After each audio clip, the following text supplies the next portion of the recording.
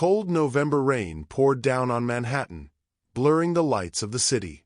On a soaked bench in Bryant Park, Alden Pierce sat alone. His navy suit clung to his body, his tie hung loose, and the shine on his shoes was gone. His face was hidden behind his shaking hands as tears slipped through his fingers. To the world, Alden was a powerful CEO worth billions, but in this moment, he looked like a man who had lost everything. Walking home from a late counseling session, Mirabelle Johnson noticed him. Her gray coat was damp, her leather bag heavy at her side, yet her eyes locked on the stranger. Something about the way he sat, broken, trembling and silent in his pain, made her stop. For a second, she wondered if she should walk away, but her heart told her she couldn't. She stepped closer, her voice steady but gentle as she asked, "Are you okay?" The silence between them carried more weight than words.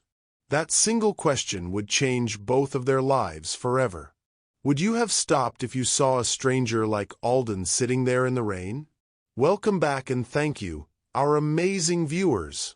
Your return to our channel fills our hearts with gratitude, and every comment. We'd love to know, where in this beautiful world are you watching from today? If you haven't already, please hit that subscribe button.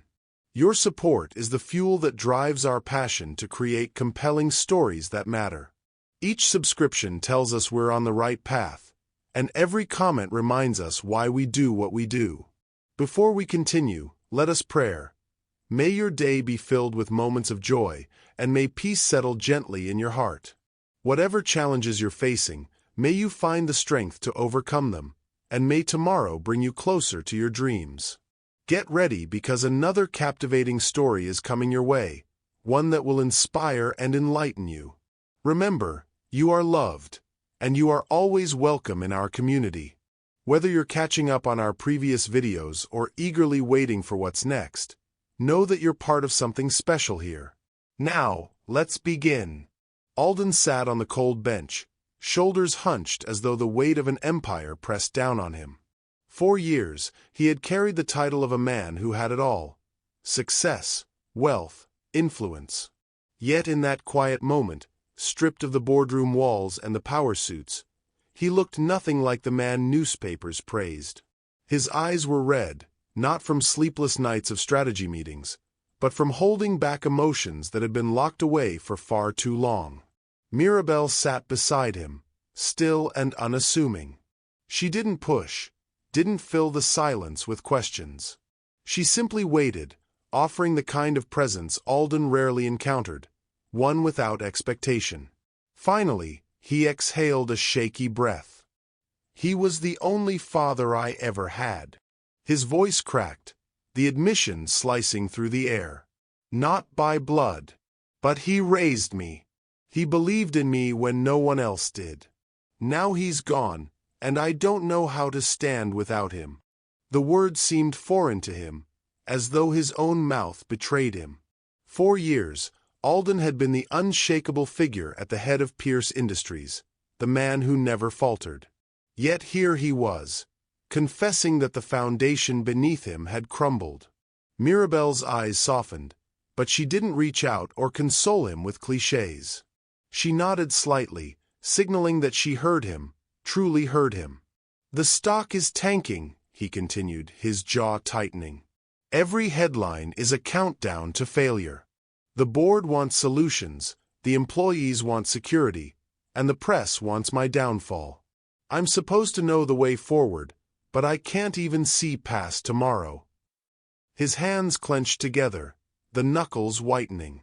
He wasn't speaking to a therapist in a private office. He wasn't giving a prepared statement to the media. He was simply a man admitting he was lost. Mirabelle leaned forward slightly. "That sounds like an unbearable weight." Her words were gentle, not probing, but validating. It startled him. He was used to judgment, to advice that came with strings, to people waiting for him to slip. But here was someone who gave him nothing but permission to feel. For a long time, silence followed. Alden stared ahead, the city alive in front of them, though he felt entirely removed from it. He could lead thousands of employees, close deals worth billions, yet in this moment, he felt like a child left alone in a storm. When he spoke again, his tone was almost a whisper.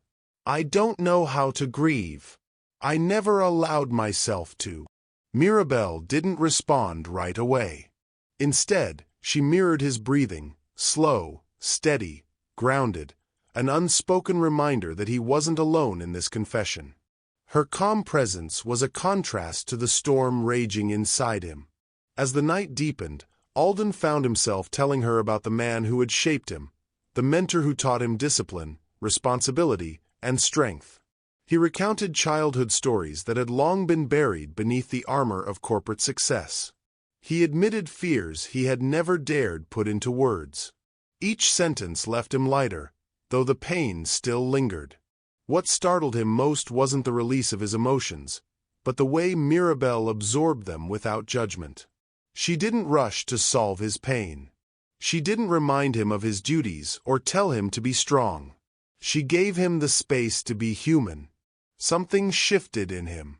For the first time in years, Alden wasn't the CEO, the powerhouse, the untouchable figure. He was a grieving man, broken and exposed. Yet instead of shame, he felt an unfamiliar relief. It was as though by admitting his weakness, he had discovered a strength he never knew he had. He turned slightly toward Mirabelle, his voice raw. "Why are you even listening? Most people would have left by now." "Because you needed someone to stay," she replied quietly. That answer stayed with him long after their conversation ended. He had spent a lifetime surrounded by people who admired him for what he could provide, not for who he was. To be listened to without condition, it was something he never knew he craved. As they rose from the bench, Alden realized the stark contrast between the man the world saw and the man who had just bared his soul. In the boardroom, he was untouchable. On the bench, he was fragile. Yet it was in this fragile state that he felt more real than he had in years. Walking back to his car, he carried a strange duality, the pressure of a collapsing empire and the faint spark of hope that maybe, just maybe, he didn't have to carry it all alone anymore. The next time Alden saw Mirabelle, it wasn't by chance. At first, he convinced himself it was a coincidence that he passed the same park on his way home and paused near the same bench. But deep down, he knew he had been hoping to find her again. When he spotted her, seated with a book in her lap, he hesitated. For a man who commanded entire rooms, approaching her felt strangely intimidating. Yet something in him longed for the quiet honesty he had felt that night. "Do you mind if I sit?" he asked. She closed her book, gave a simple nod, and he lowered himself onto the bench. No titles, no pleasantries. Just the two of them, in the same space where he had broken open days earlier. This time, Alden didn't wait for the silence to stretch. "I haven't been able to stop thinking about what I told you. About how much I've hidden. It's uncomfortable, but it's the first time I've felt real in years." Mirabelle listened, the same calm presence anchoring him. She didn't interrupt, and Alden found himself speaking more easily than he expected. Over the next week, he sought her out again. At first, it was chance meetings stretched into longer conversations. Then, it became intentional. Calls made, time set. He, who had lived by calendars filled with shareholders and high-profile meetings, now carved out time for quiet talks with someone the world didn't know mattered to him. One evening, Mirabelle suggested something different. She noticed the way his shoulders carried tension, the restless tapping of his foot as he spoke of stock fluctuations and late-night calls with investors. "Close your eyes," she said softly. Alden arched an eyebrow, instinctively resistant. "You want me to close my eyes, in public?" She smiled faintly. "Trust me. Just for a moment." Against his better judgment, he obeyed. "Now take a slow breath," she guided. "Not shallow. From your chest, let it expand into your stomach. Then let it out. He inhaled, stiff at first, but followed her rhythm. She counted for him. In hold out. He felt ridiculous. But then, something shifted. The tension in his shoulders eased. His thoughts, usually racing ahead, began to slow. This is a grounding technique, she explained. When everything feels too heavy, your body needs to be reminded it's safe. It's simple, but it works. For a man who built his identity on control, the idea of breathing exercises felt almost childish. Yet he couldn't deny the effect. The longer he practiced, the more present he felt. For once, he wasn't trapped in the numbers, the headlines, or the expectations. He was just here. Their meetings continued, sometimes in the park, sometimes in her small office tucked away from the noise of the city. Mirabelle introduced him to other exercises like pressing his feet firmly into the ground when his mind spiraled into worst-case scenarios, noticing the feel of objects in his hands to anchor himself in reality. At first, Alden resisted, embarrassed by how simple they seemed. But over time, he discovered they gave him something no board member, no consultant, no strategist had ever provided: calm. He began to rely on her perspective, almost unconsciously. When the board presented conflicting strategies, he thought of Mirabelle's steady voice reminding him to slow down before making a choice. When reporters hurled accusations about the company's decline, he remembered her words: "Their voices don't define your truth." Bit by bit, her influence seeped into his world. Yet with that reliance came tension. In public, Alden remained the picture of composure. The market depended on his strength, the employees on his confidence. But in private, he leaned on Mirabelle more than he dared admit. She saw him not as a corporate leader, but as a man learning how to breathe again. There were moments when the contrast nearly tore him apart. After a long board meeting, he would retreat to her office, shedding the image of power to confess his doubts. With her, he could say the words no one else was allowed to hear: "I'm scared. I don't have all the answers." One evening, after another round of breathing practice, Alden looked at her and spoke what had been gnawing at him. "If anyone knew about this about us, they'd call me weak. They'd say I've lost control. The markets would react. My competitors would celebrate." Mirabelle didn't flinch. "Do you believe that makes you weak?" He paused. The truth pressed against his chest. "No. But I can't afford for anyone else to see this side of me." Her eyes held his for a long moment. "Then let this be yours. Not for them. For you." It was a strange comfort, knowing that what they shared lived outside the headlines, outside the scrutiny. Their connection was invisible to the world, yet it was becoming the most real thing in his life. As weeks passed, the secrecy became its own burden. Alden wanted to tell her how much her presence mattered, how her quiet strength was saving him in ways she might not even realize. But every confession risked drawing her into the storm of his public life. He walked that tightrope daily, balancing the image of the unbreakable CEO with the reality of a man who needed someone to see him. Still, despite the tension, he kept coming back. Not because he had to, but because he wanted to. And with each visit, Alden discovered that the connection growing between them wasn't just healing, it was transforming him in ways he couldn't yet define. It started small. One afternoon, after Alden had finished another grounding session with Mirabelle, she spoke with quiet conviction. "You've seen how this helps you," she said. "But think about how many people in your company are silently carrying the same weight, with no one to guide them." The thought lingered with him. Pierce Industries had thousands of employees, brilliant minds, ambitious professionals, and workers who kept the machinery of the business alive. Yet Alden knew, beneath the polished surface, burnout was rampant. Long hours, constant pressure, the fear of being replaced, he had seen the toll. Some had walked away, unable to handle the strain. Others stayed but lost their spark. The following week, Alden raised the issue during a leadership meeting. "We're strong in strategy," he began, "but weak in sustainability.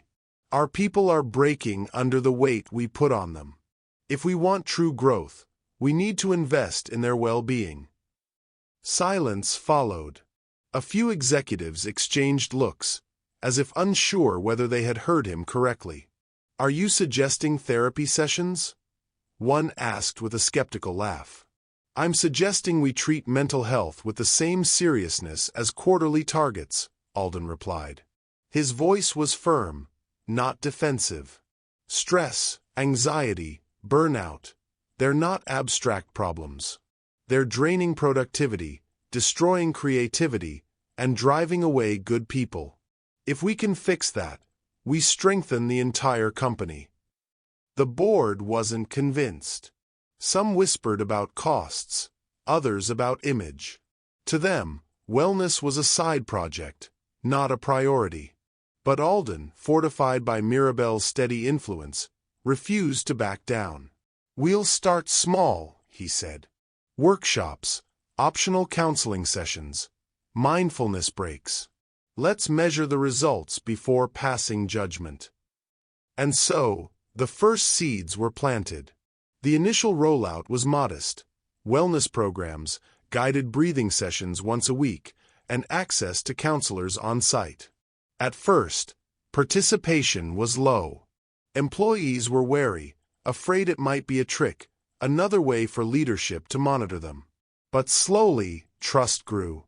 A young manager admitted in a session that he had been on the verge of quitting due to exhaustion. Yet after a few weeks of guided support, he felt renewed focus. A team that had been fractured by stress began collaborating again, citing the wellness programs as the reason they no longer dreaded mornings. Word spread quietly across departments. Productivity ticked upward, not because of longer hours, but because people came to work with clearer minds. Turnover began to drop. Even customer satisfaction improved, as frontline employees carried less frustration into their interactions. When quarterly results came in, the data was undeniable. For the first time in years, numbers rose without employees being pushed to the brink. The board, once skeptical, leaned forward in curiosity.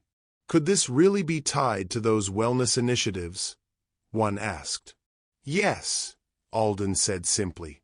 "Because when you take care of people, they take care of the company." His conviction, once met with doubt, now commanded attention. Suddenly, the same executives who had dismissed his idea began suggesting expansions, more workshops, broader access to counseling, and wellness days incorporated into company policy. But what struck Alden most wasn't the numbers. It was the shift in atmosphere. Walking through the office floors, he no longer saw only exhaustion in the eyes of his employees. There was energy, cautious hope, and a sense that leadership finally saw them as more than tools. In private, Alden told Mirabelle about the changes. "It's working," he said, his voice almost disbelieving. "Not just the programs, the people. They're lighter." She smiled. "That's what happens when you give them permission to care for themselves." Her words echoed in him. 4 years, his leadership had been built on authority, control, and relentless demand. Now, he was learning that true leadership wasn't about squeezing the most out of people. It was about creating the conditions where they could thrive. He found himself changing, too. Meetings once filled with sharp commands now included moments of pause, where he asked for input and actually listened. When an employee stumbled, instead of anger, he offered patience. This softening didn't weaken his authority. If anything, it strengthened it. People respected him more, not because he was untouchable, but because he was human. There was one particular moment that marked the change. A junior employee, nervous and stammering, presented a new idea for streamlining a process. The old Alden might have dismissed it, demanding polished perfection. But this time, he encouraged her, asked questions, and nurtured the concept. Weeks later, Her proposal saved the company millions. When the story spread, employees whispered about the new Alden Pierce, not the distant CEO in the corner office, but a leader who saw them, who valued their voices. In the quiet of his private sessions, Alden admitted to Mirabelle how strange it felt. "I never realized how much I was missing. For years, I thought power meant being untouchable. But the truth is, the more I connect, the stronger I feel." "You haven't lost authority," Mirabelle told him. "You've gained depth. And that's what people respond to." Alden nodded, realizing she was right. For the first time in his career, leadership wasn't just about survival or profit. It was about legacy and building something that wouldn't crumble under pressure, because its foundation was human. The transformation wasn't flashy. There were no grand speeches, no press announcements. Just consistent, quiet shifts that rippled outward until they changed the culture of an entire company. And at the center of it all was the unlikely connection formed on a rain-slick bench between a broken CEO and a counselor who believed that even the strongest deserved to be cared for. Chicago was more than a business decision. For Alden, it was a statement, a chance to prove that Pierce Industries could grow without losing the soul it had only just begun to find. The expansion into the Midwest had been planned for years, but this time, it carried a different vision. The new headquarters on the Magnificent Mile wouldn't just be another office tower. Alongside it, Alden pushed for a wellness and human resources center built from the ground up, woven into the company's foundation, not tacked on as an afterthought. When construction neared completion, Alden invited Mirabelle to visit. The flight from New York to Chicago was quiet at first.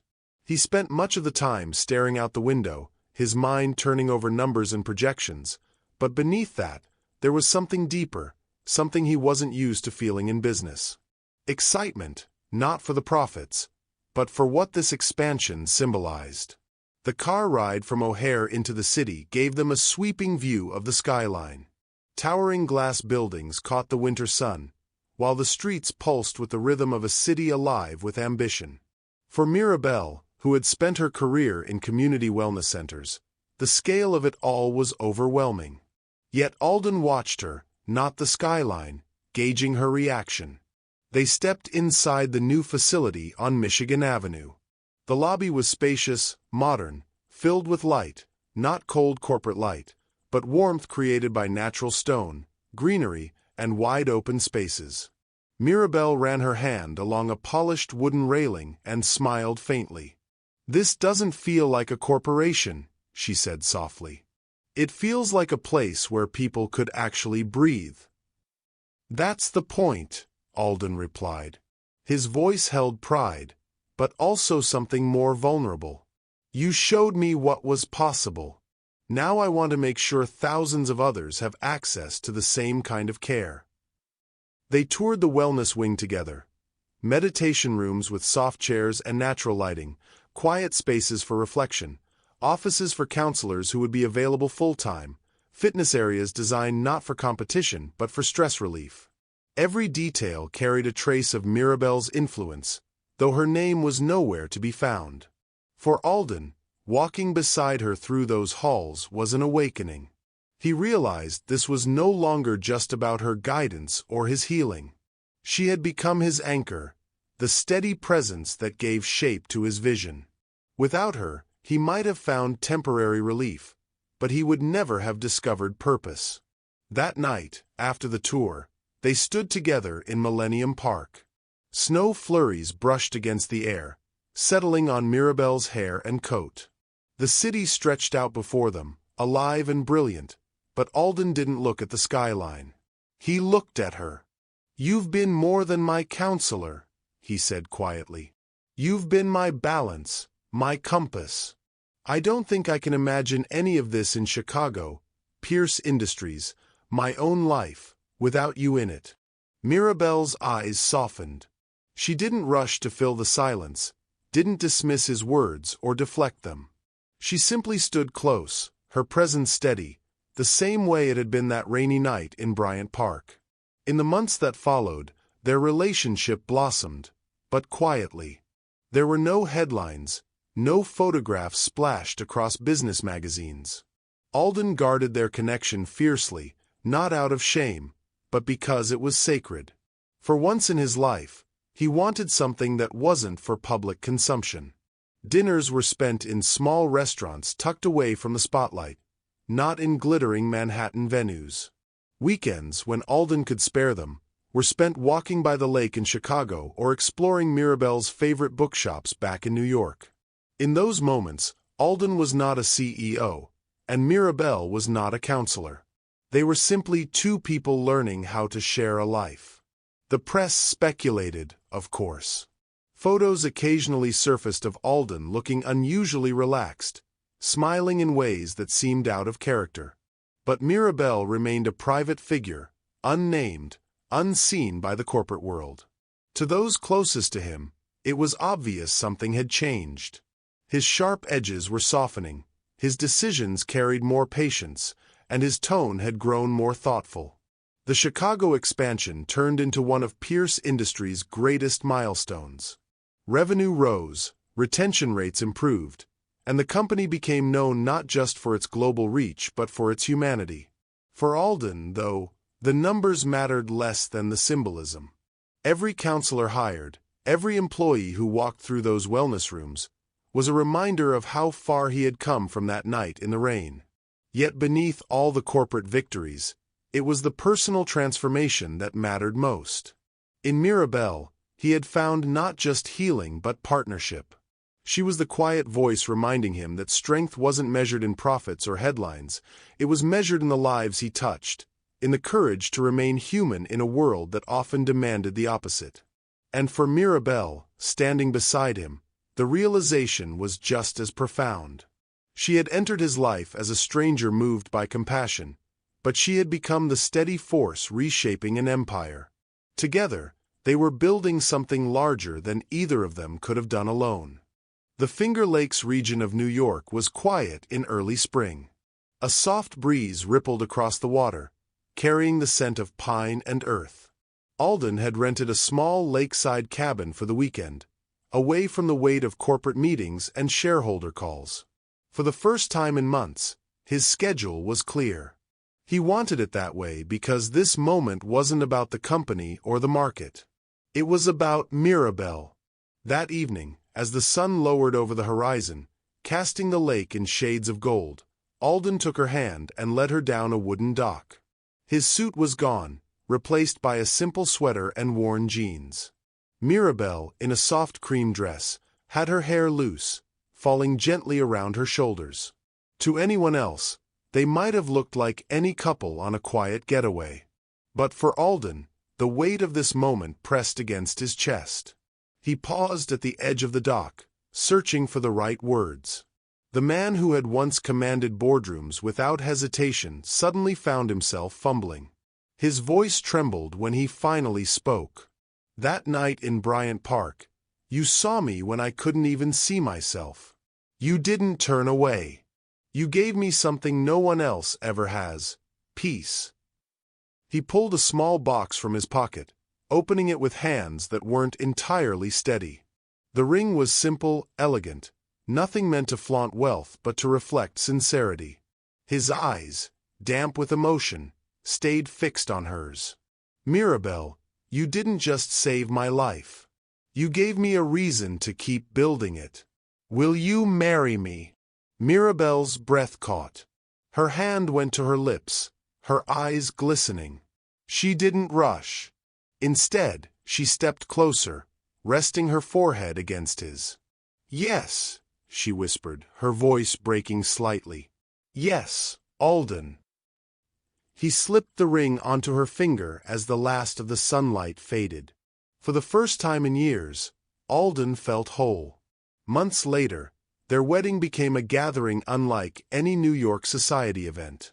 The Brooklyn Botanic Garden was alive with blooms, pathways lined with flowers, and soft lights. But it wasn't the setting that made the day unforgettable. It was the people. Executives in sharp suits stood beside community workers in simple attire. Members of Alden's board shook hands with counselors from Mirabelle's Wellness Center. At one table, philanthropists exchanged stories with single mothers who had benefited from community programs. At another, young interns in Pierce Industries mingled with local volunteers. The barriers that often separated wealth from service seemed to fade into the background. Mirabelle walked down the aisle in a gown that was understated yet graceful, her step steady, and her eyes shining with quiet joy. Alden stood waiting, dressed in a tailored suit, but this time there was no mask of power on his face, only tenderness. When they exchanged vows, there were no extravagant promises. Alden pledged to never forget the gift Mirabelle had given him, the reminder that strength comes from compassion. Mirabelle promised to stand by him, not just as a wife, but as the voice that would keep his heart steady even when the world demanded otherwise. Their kiss was met with applause, but also with tears. Many in the crowd had never seen Alden so vulnerable, so open. In that moment, he was no longer just a CEO. He was a man deeply in love, beginning a new chapter. The reception that followed reflected their values. Instead of an opulent feast, they served a mix of fine cuisine and locally sourced dishes, supporting small businesses and farms. Instead of extravagant favors, guests received cards announcing that donations had been made in their names to community wellness programs. As the evening wore on, the blending of two worlds became undeniable. Executives laughed alongside social workers. Families from Mirabelle's neighborhood shared stories with investors who rarely stepped outside their circles.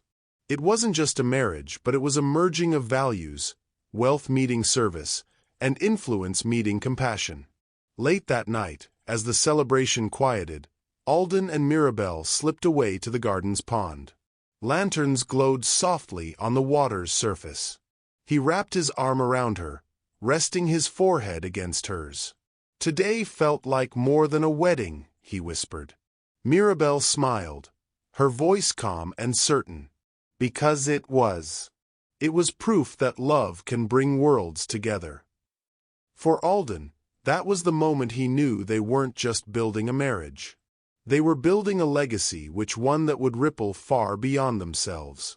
Their wedding marked a turning point, but what came after was far greater than a ceremony or vows. Together, Alden and Mirabelle began building a life that blended ambition with purpose. With her encouragement and his vision, Pierce Industries launched a network of wellness centers across the nation. Each center was designed not just as a corporate perk, but as a sanctuary for employees and their families, places where people could receive counseling, participate in mindfulness programs, and learn practical tools to manage the pressures of modern life. What started as a single pilot center within the company's New York headquarters soon multiplied. In places like Chicago, Los Angeles, Dallas, and Atlanta, within 5 years, Pierce Wellness Centers became a recognized brand of care. Other companies took note, first with cautious curiosity, then with admiration. No longer was it just about profits. Alden was proving that a corporation could thrive while putting humanity at its core. Universities began studying the model. Business schools invited Alden to speak about how compassion-driven leadership could reshape industries. Professors used his methods as case studies in MBA programs, contrasting them with more traditional approaches that focused solely on efficiency and shareholder return. The results were undeniable. Employee retention soared, productivity increased, and public trust in Pierce Industries reached levels most corporations could only dream of. Through it all, Mirabelle remained at Alden's side, but not as an ornament to his success. She was a partner in the truest sense. While Alden focused on strategy and vision, she continued to do what she had always done best: listen, encourage, and guide. Many executive spouses might have been swept into social circles or public appearances, but Mirabelle held firmly to her calling. She continued counseling quietly, both within and outside of the company. Her sessions were often held in small, modest rooms, far away from the headlines. She reminded Alden constantly that her identity was not defined by his empire, but by her service to others. Balancing her dual roles was not always easy. There were times when reporters tried to label her as the billionaire's wife, or reduce her work to a supporting role in Alden's narrative. But Mirabelle resisted those simplifications. She continued to volunteer at community centers, meeting people who had no idea who her husband was. She visited schools, speaking to students about the importance of emotional awareness and resilience. Even as Alden's face appeared on magazine covers, Mirabelle's quiet influence remained unchanged. Steady, grounded, real. Alden admired her for it. There were nights when he would return from a board meeting flush with numbers and projections, only to sit across from Mirabelle and be reminded of what truly mattered. Success, she would tell him, isn't about how far your reach extends, it's about how deeply you touch the lives within that reach. He carried those words into every meeting, every decision. They became the compass guiding his leadership. The world noticed. Articles praised Pierce Industries as one of the most employee-friendly corporations in America. Journalists marveled at the cultural shift Alden had created, often noting that his leadership style seemed softer yet more effective than before. His critics, once skeptical of his emphasis on wellness, were forced to acknowledge the undeniable results. Employee satisfaction was at an all-time high, innovation within the company flourished, and profits continued to climb. But the transformation wasn't only corporate. It was personal. Alden had grown from a man once consumed by fear of failure into someone who embraced vulnerability as strength. Where he had once seen weakness in asking for help, he now saw connection. Where he once wore stoicism like armor, he now carried openness like a gift. Mirabelle had taught him that true leadership wasn't about control but about care. Together, they made deliberate choices about how to live. Their home, though grand, was designed with warmth rather than opulence. They hosted gatherings not just for investors but for employees, community leaders, and young entrepreneurs eager to learn. These dinners were not about showing off wealth but about sharing stories and ideas. Guests often left feeling as though they had been part of something larger than themselves, inspired to carry that energy back into their own lives. Their marriage became more than a union of two people. It was a partnership that radiated outward, touching thousands. For Alden, Mirabelle was no longer just the woman who had listened to him on a bench in Central Park. She was his conscience, his mirror, and his guide. For Mirabelle, Alden was no longer just the man who once carried the weight of the world on his shoulders. He had become a living testament to what compassion and resilience could achieve. As the wellness centers expanded and Alden's leadership philosophy spread across industries, their personal life remained anchored by simple routines. They took morning walks together, often without security or fanfare. They kept a tradition of Sunday dinners at home, free of business talk, dedicated instead to laughter, music, and reflection. These quiet moments, away from the cameras and boardrooms, were the foundation that kept everything else steady. Still, Mirabelle never let herself be swept away by the grandeur of their influence. When asked once how she felt about being married to one of the most powerful men in America, she simply replied, "Power means nothing if it doesn't serve." That statement was quoted in newspapers and highlighted in editorials, but to her, it wasn't meant as a headline. It was just the truth she lived by. As Alden continued to grow in prominence, people began referring to his leadership as the Pierce model. But Alden always corrected them. "It's not my model," he would say in interviews. "It's our model." It started with a conversation on a park bench with someone who reminded me what humanity looks like when the world forgets it. That humility, rare in a man of his stature, became part of the legacy they were both shaping. They were no longer building just a company, or even just a marriage. They were building a way of life that proved compassion and success did not need to exist apart. Their story, at this point, had moved far beyond the walls of Pierce Industries. It was becoming a movement, carried forward by employees, students, leaders, and communities who saw in Alden and Mirabelle a reflection of what was possible when love and service were placed at the center of ambition. The influence of Alden and Mirabelle's partnership soon spread far beyond the walls of Pierce Industries. What had begun as an internal shift in culture was now reshaping the way corporations across the nation thought about responsibility, leadership, and the human spirit. Leaders who once scoffed at words like empathy and wellness now studied their model, eager to understand how compassion could drive performance as effectively as competition. Business journals published feature after feature, calling it a cultural turning point. CEOs who had built their reputations on toughness admitted that something deeper was needed to sustain their companies. Even industries notorious for high burnout, finance, tech, and law, began experimenting with wellness initiatives inspired by the Pierce model. It wasn't just a passing trend, it was a redefinition of what corporate success could look like in the modern era. Their first child was born on a spring morning, soft light filling the hospital room as Alden held the tiny girl against his chest. He had built empires, signed billion-dollar contracts, and stood before crowds of thousands, but nothing compared to the weight of this moment. Mirabelle, exhausted yet radiant, whispered, "This is our real legacy."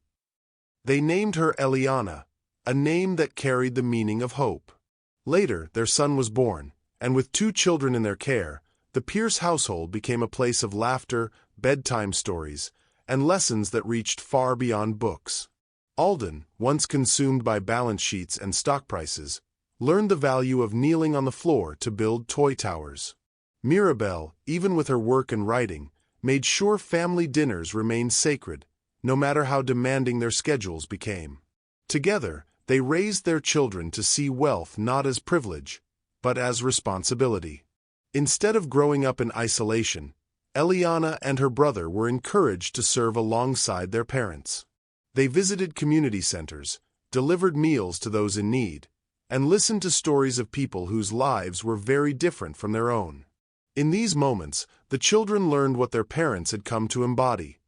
That compassion, when practiced daily, becomes a way of life.